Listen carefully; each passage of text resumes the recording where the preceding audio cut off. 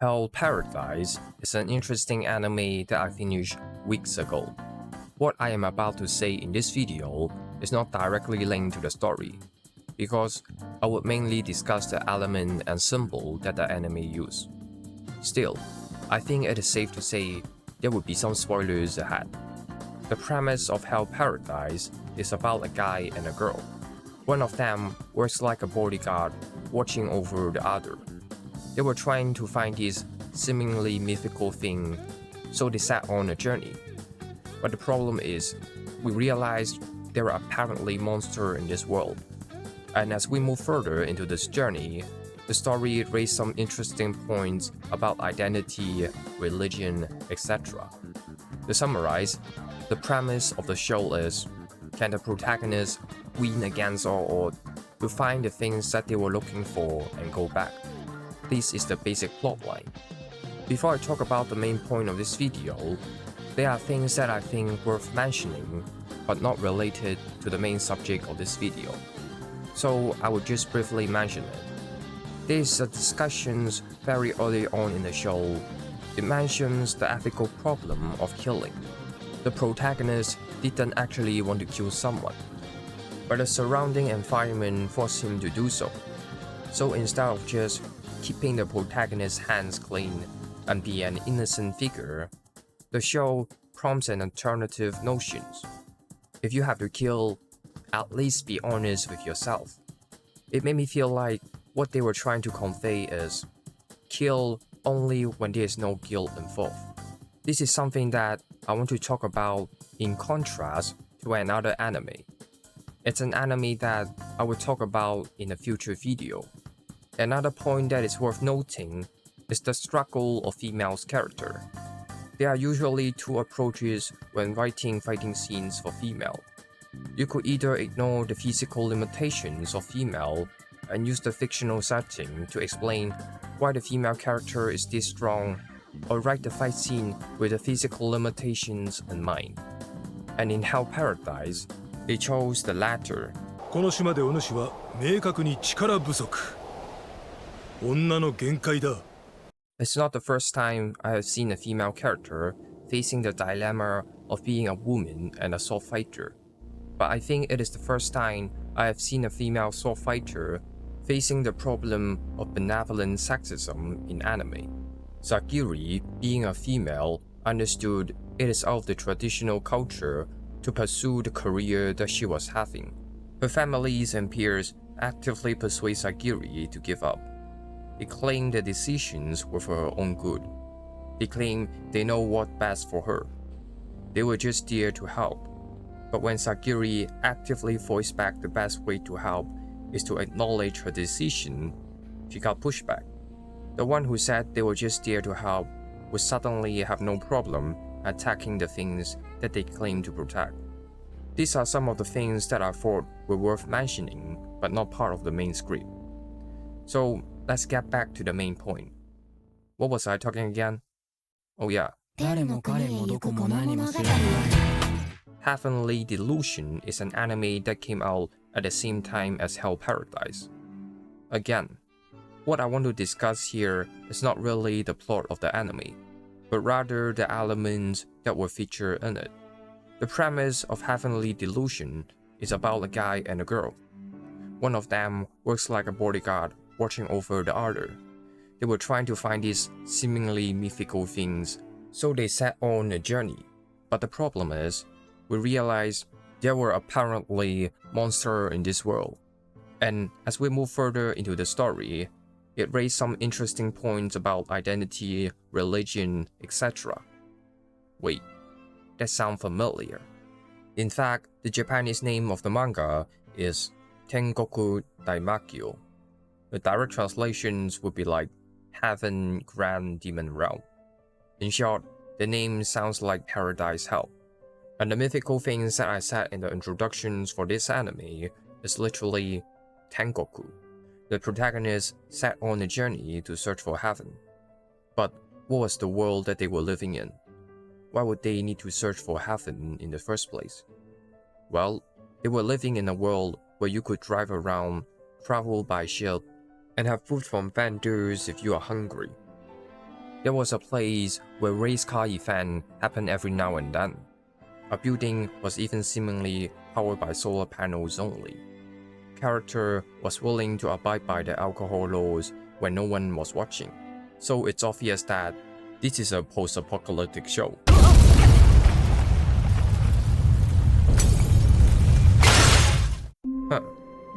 It sounds weird, isn't it? Combining all the things that I have just described, it doesn't sound like the world was experiencing a disaster. Sure, there were some monsters around, but they don't even appear that often in the show. And people apparently develop ways to fend off the monster. If the show is a post-apocalyptic show, then one must ask where things went wrong.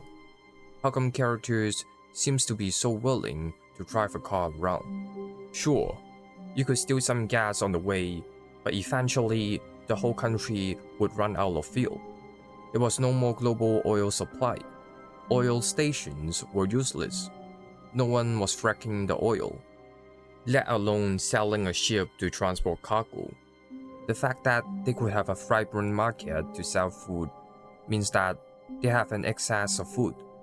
If everyone was starving, then no one would like to sell their own ration.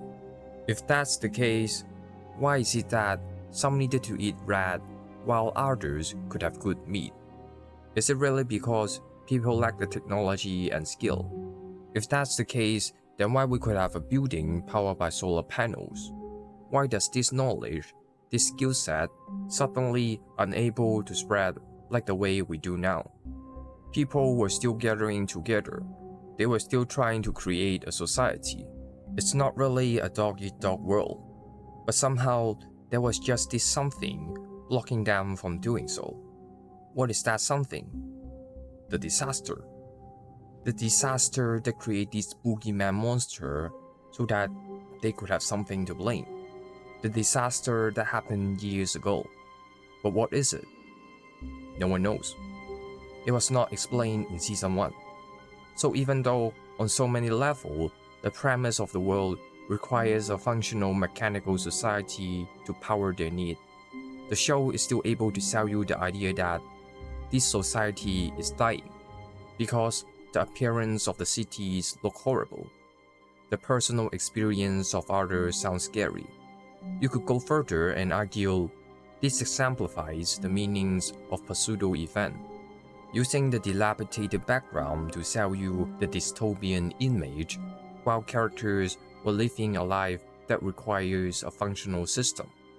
And thus, the potentiality of utopia was always close, but just never realized. Hence the name Heavenly Delusions makes sense.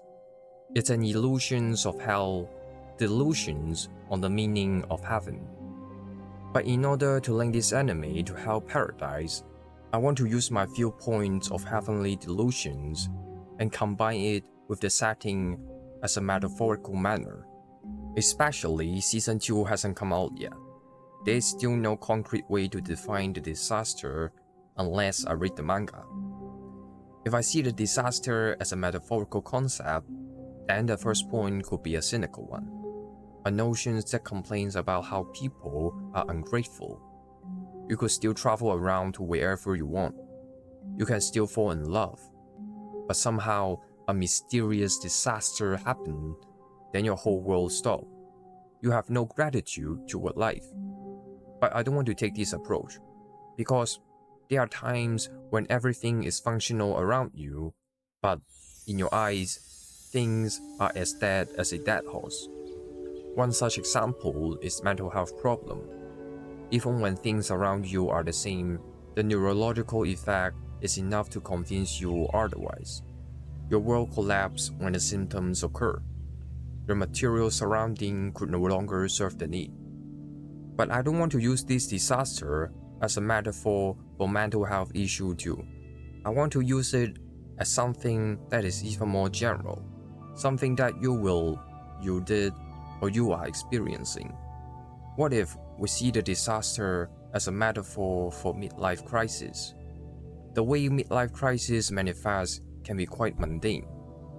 You can have a normal life, normal job, and normal relationship, but when you add them up, you have abnormal emotions. It's a reflection on your midway life, an epiphany that said, oh wait, I made it. I lived for 40 years, and what I have right now is the things that I was hoping for. But you don't feel so different. It just is, and that's it. From now on, it will not be any better, because death is coming. So when this disaster happens, what is left for you to do is to cancel your own future. Even if I go around freely, meet some new people, and have a functional life, this still doesn't matter. The future would always be a sugar-coated illusion of death. Thus, a lot of them will go back to the time when they still had something to look for. The nostalgia, the good old days, the memory of them when the disaster hasn't struck yet, the time when they still had the potential to do something and not facing what they are now. You can kind of see that in the anime. It was hinted that the Tengoku which the protagonists were searching is a place full of young potential. The only problem is, the timeline is not the same. Whenever we see these children playing around, we are actually looking back into the past. This was the time before the disaster happened.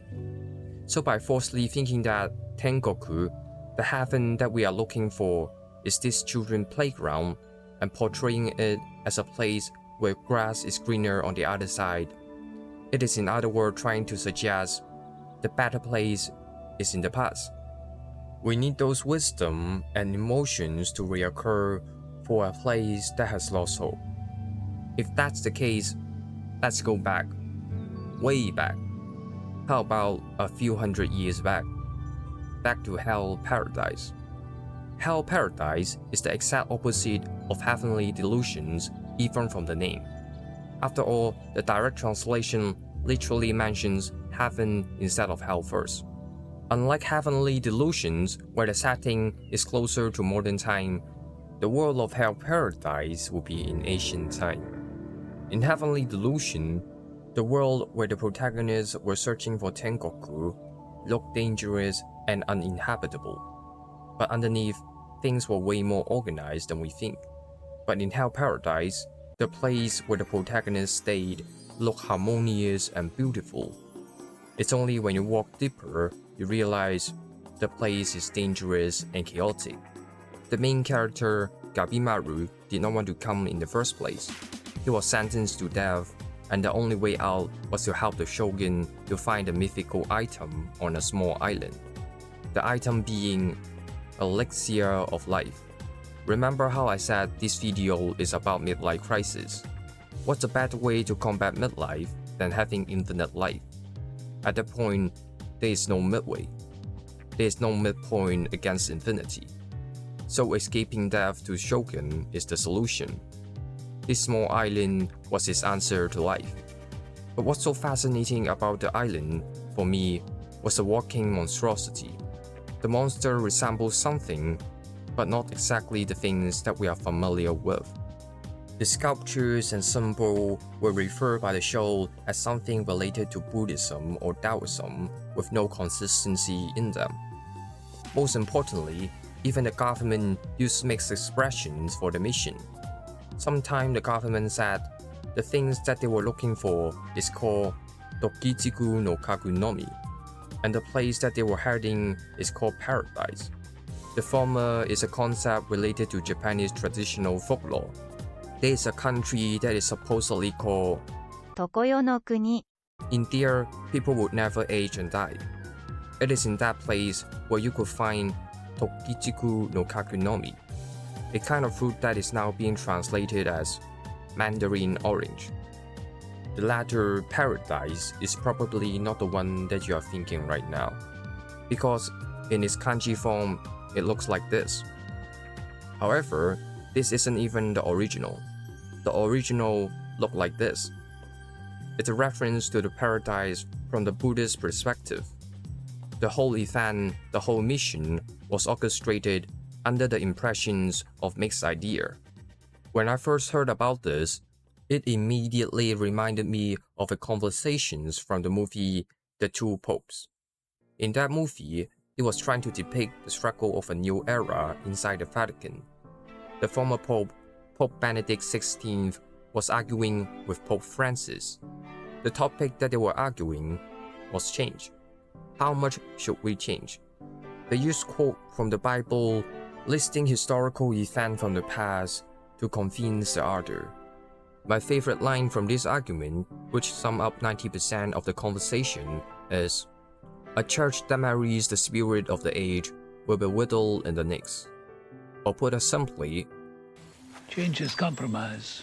While the other claimed, the life he gave us, is all change. So how is this related to Hell Paradise? Because Hell Paradise is almost suggesting a first situation. What if there's no original in the first place?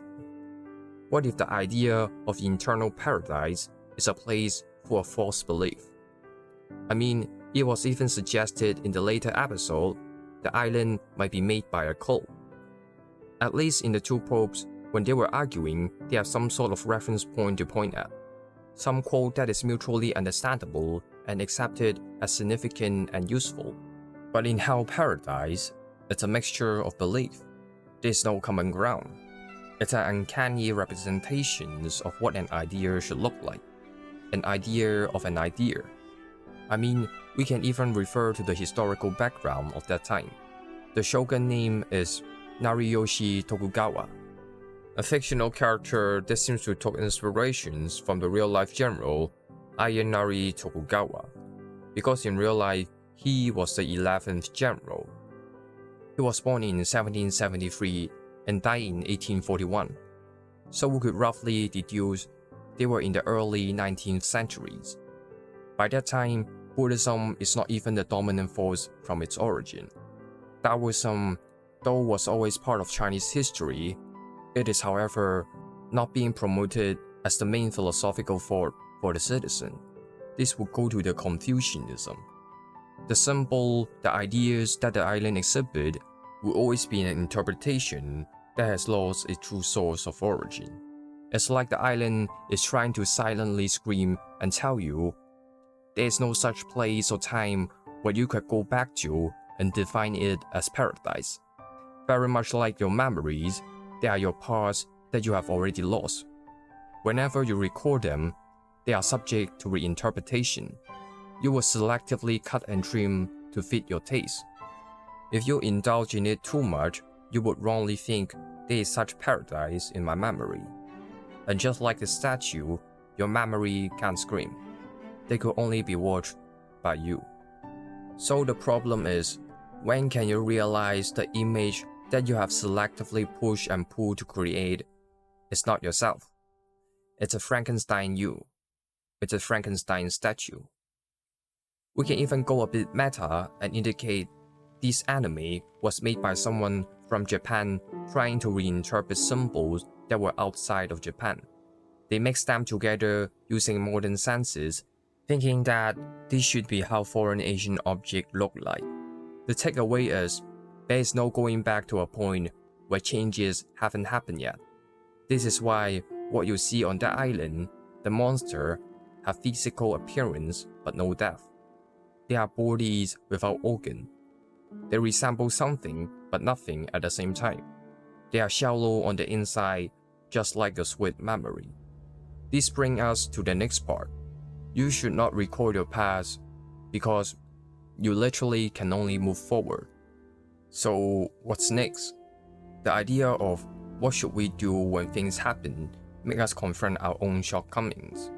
This idea of what should we do is also often associated with us when we were a child, the time when we know nothing about the world.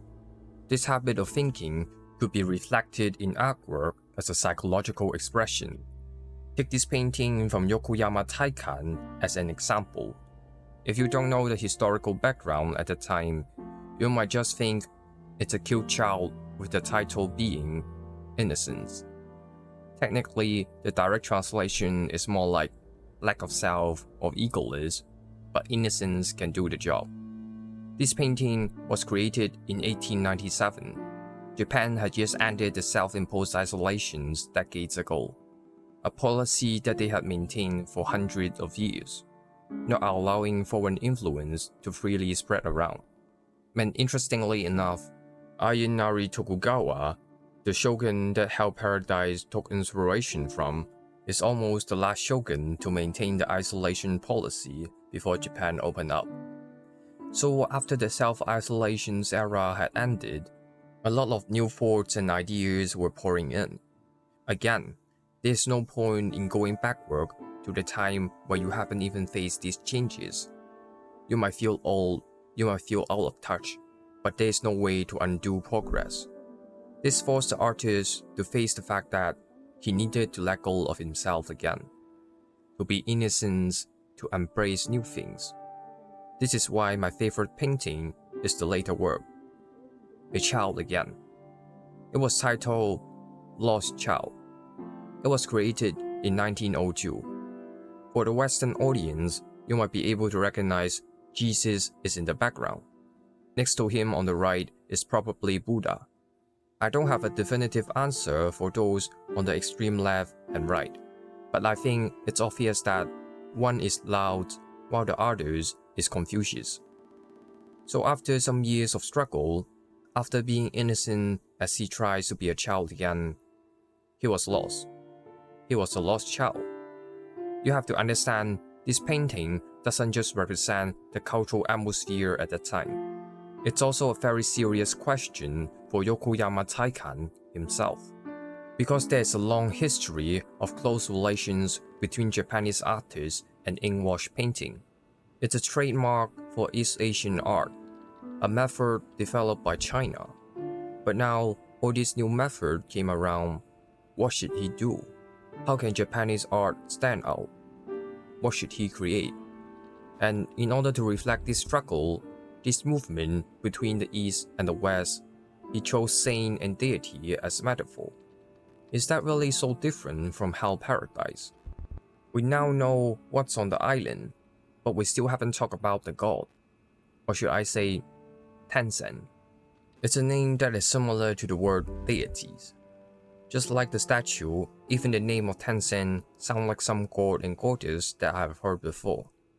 This is something that you couldn't get if you just used the English dub or sub. I honestly can't tell is this a direct reference to real-life religious symbol or not. Just like the statue, some of the names sound like they are from Buddhism, some sound like they are from Taoism. But anyway, I have talked about how we need to face the fact that there is no going back after a certain threshold. But how does the show present this threshold? Why would I say the only way is forward? Because Tencent, the gods, are literally your enemies. And how is there any other famous quote about God from Nietzsche other than God is dead and we have killed him? Human has moved past so much in history that we finally arrive at paradise to confront the God. When we realize the truth, we kill them. And there's no going back after that. We are ushering a new era, a new time period. After you have experienced your crisis, your threshold, there is no looking back. Time must move forward. So now the better question is, why? What is there to look for when the only thing left for you to discover is death? If God is the enemy, and paradise is the false belief of the past, what else is there to live for? This is where I have to digress and give you a long answer. If you look at the paradise in Hell Paradise, you might ask, why is this place like this? Why a place look this good is full of danger. Destruction is accompanied by harmony. The place is a beautiful killer. To further digress again, in the later episode, we were told that Tencent were living in the center of paradise. How is there anything better to describe this centerness than literally being on top? And there is this one thing that is always on top. Technically, it's not one. It's 8,848.48 meters. Let's talk about Mount Everest. Let's talk about mountains. There's no secret that mountains have a long history with mythologies. The same with go for Mount Everest. It's a sacred place. Just like paradise, it's beautiful on the outside, but it is a place you should proceed with caution. And according to Hinduism, the Himalayan mountains are also home to God, especially Lord Shiva. And do you know what Shiva represents? Shiva is known as the destroyer. The recurring idea of sacredness and destructions comes again. There's these intoxications like roses with thorn. To quote the famous mountain climber George Mallory, when being asked, "Why do you want to climb the Mount Everest?" he replied, "Because it's there." He would have died trying to climb Mount Everest at the age of 37. Indeed, a snow-covered mountain perhaps fits our mental image of a cloudy heaven, but it's a bit too quiet. It lacks a bit of the chaotic energies compared to the paradise in Hell Paradise. It lacks a bit of hellishness, which is why I actually want to talk about another kind of mountain. In Indonesia, there were legends saying that a couple of princes could not have children, so they turned to the god in the mountain, hoping that they would offer them one. Their wishes was granted. Numerous offspring were born. It's quite strange if we use our modern senses to interpret the story, because the mountain that they were praying to is not really a mountain. It's a...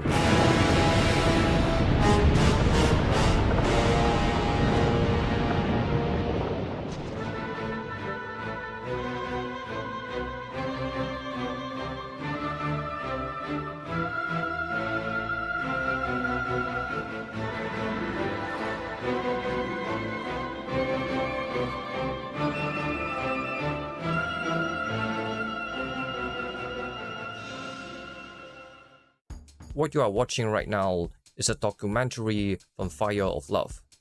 It's a depiction on the works of two prominent volcanologists, Katia and Maurice Kraft. Very much like the story before us, it's also about a guy and a girl searching for something.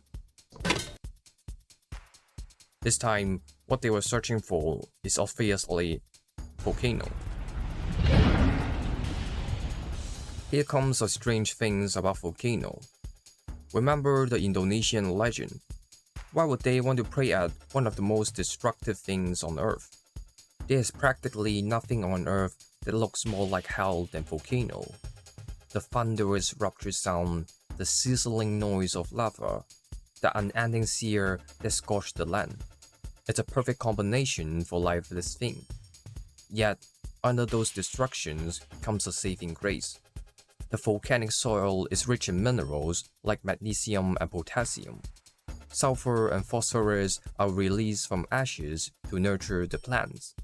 The very acts of destruction bring life to Earth. This scarlet red fluid is the core of our life. It would also be the things that lives inside the life of Katia and Maurice Kraft. Je préfère une vie intense et courte que monotone et longue. They both went around to chase the unpredictable giant, like moth flying to fire. For them, volcano is not just something that gave them love and joy, but also something that could easily take away the love and cause trauma to others. On the 7th of May 1980, Mount St. Helens was just like your typical mountain, waiting patiently for the powdery snow to melt as summer approached. We will soon find out that the sun was not the only thing that heat up the land. Now we've got an eruption down here. Now we got a big slide coming off. All right, we got it, boy. The whole northwest section.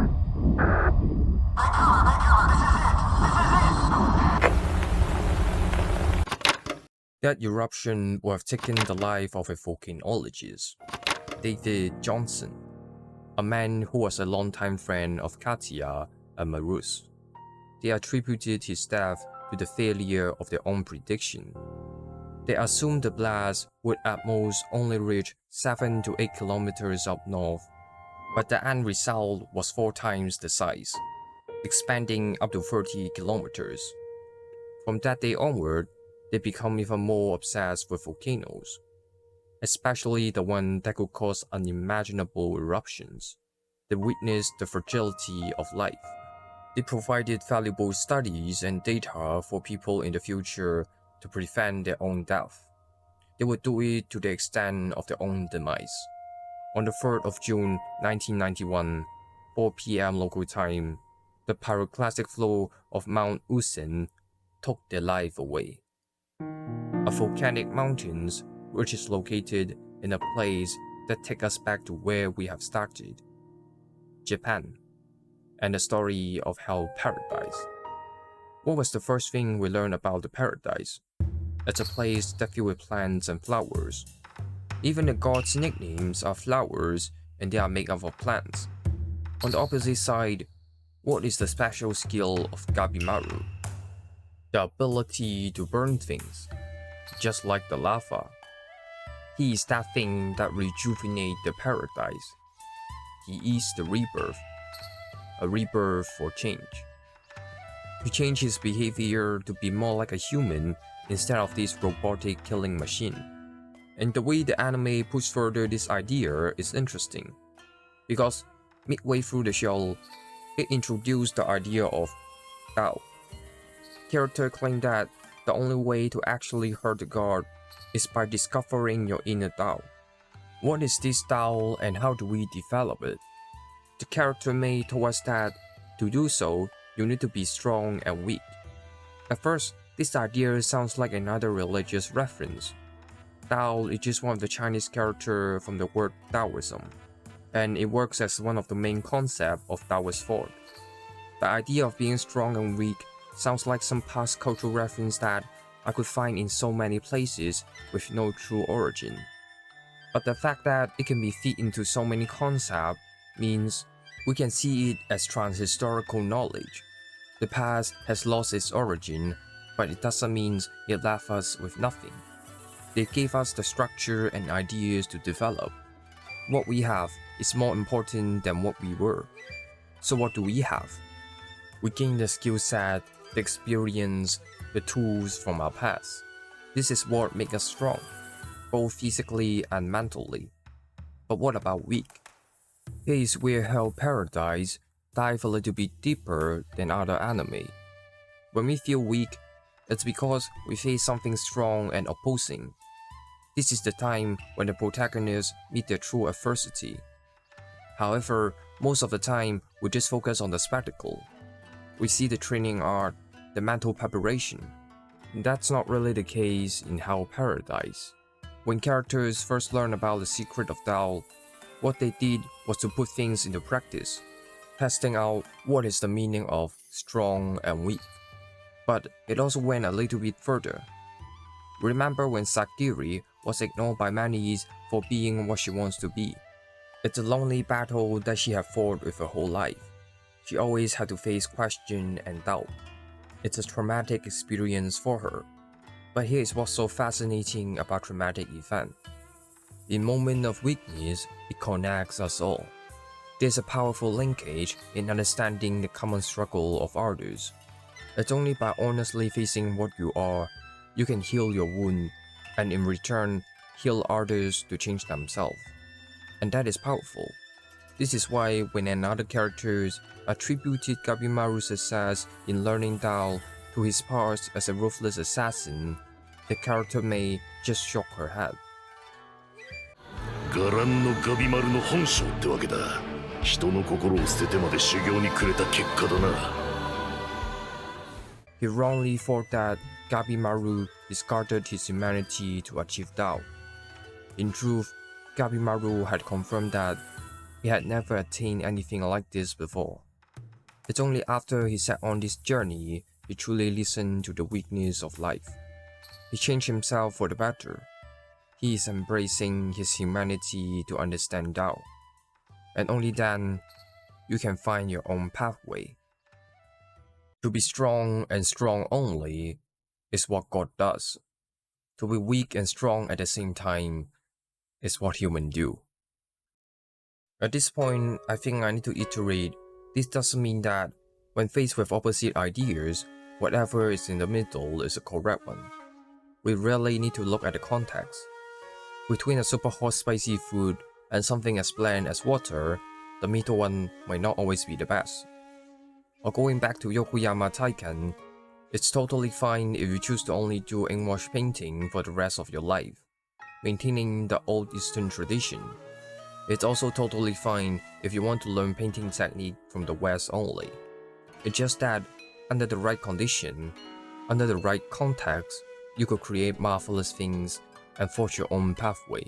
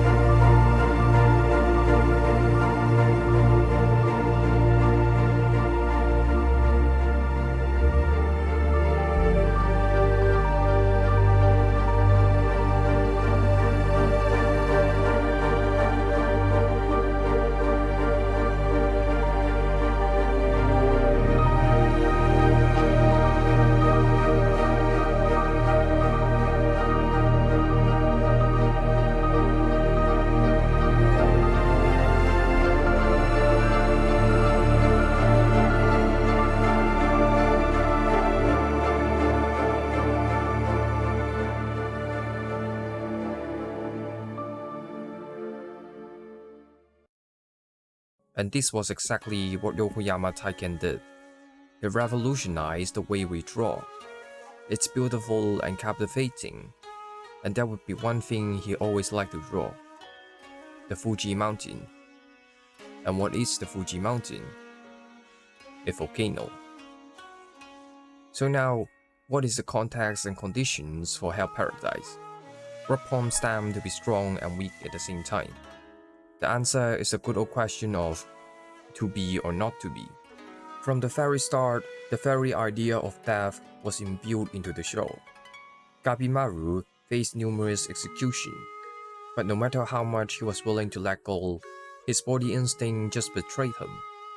When difficult questions like death occurs, the simple answer could just be, if I give you a sword, would you be willing to fight?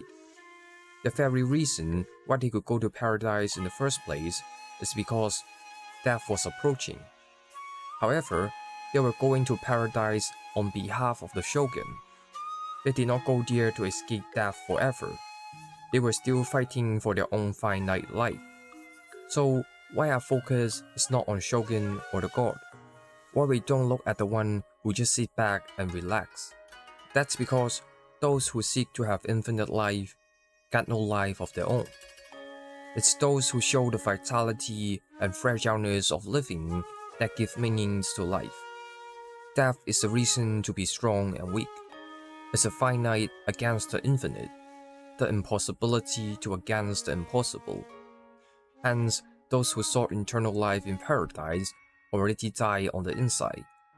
And those who live in paradise, the undying one, were dead before they were even born.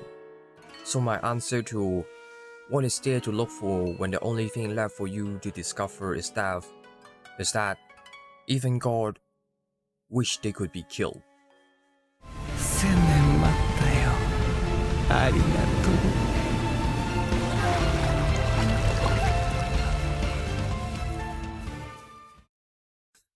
That's the end of the video. Please like and subscribe and hit the notification bell. Bye.